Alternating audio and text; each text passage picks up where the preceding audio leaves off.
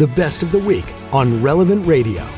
All right, welcome back to Marriage Unhindered. I'm your host, Doug Hinderer, licensed marriage and family therapist. I also just want to point out quickly that if you go to the marriageunhindered.com website, you can access my marriage tune-up workshop, which is, it helps you do exactly that, tune up your marriage. And I think most couples go through it and say, yeah, we got some real value out of the thing, and it really helped. So I just want to throw that out as we're going through these emails, that there's a way to get some therapeutic help, but without going to a therapist. And for sometimes, especially if someone's reluctant to go to a therapist, something like this workshop can be really very beneficial. So just throw that out for what it's worth. All right. I want to get to this email here. If I married someone and we didn't build up a virtuous friendship first. Now, this idea of virtuous friendship that comes from last Wednesday when I had Dr. Shree on, and we were talking about his book, and we talking about different kinds of friendship.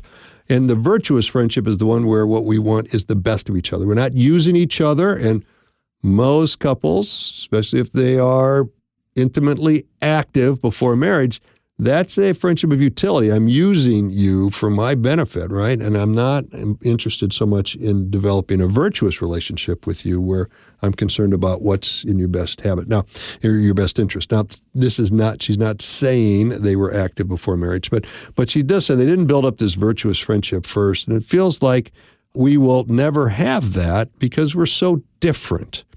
What can we do to cultivate it? Okay, I felt it with other people before, so it hurts that I don't have it with my spouse. I get it. Okay, beautiful. So, here's what I'd say to that. Start over. Go back to the beginning, right? So virtuous friendship is about knowing each other more deeply, okay?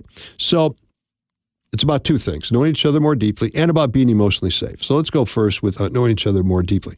So for this, I'm going to suggest the Gottman, I think it's the Gottman card deck. And he's got a number of different resources out there. And he's got some questions. One's called love maps, and the other's called open-ended questions. And you just kind of go through these questions. Love map, I think it's got 50-some questions. Open-ended, I think it's got 50-some questions. Now, here's the deal. I think you need to make a commitment, though, a daily commitment. I encourage couples to make a daily 1% investment in the marriage. That's about 15 minutes a day. So you carve out time. Now, I got it. You got kids, you got work, you got dishes, you got laundry. I got it. All that stuff gets in the way. But none of that's more important than the marriage. And I think if you prioritize the marriage, you will find that you have time to do all the other things, right? So 10, 15 minutes a day to go through the love map exercise or the open-ended questions that you find with Gottman, okay?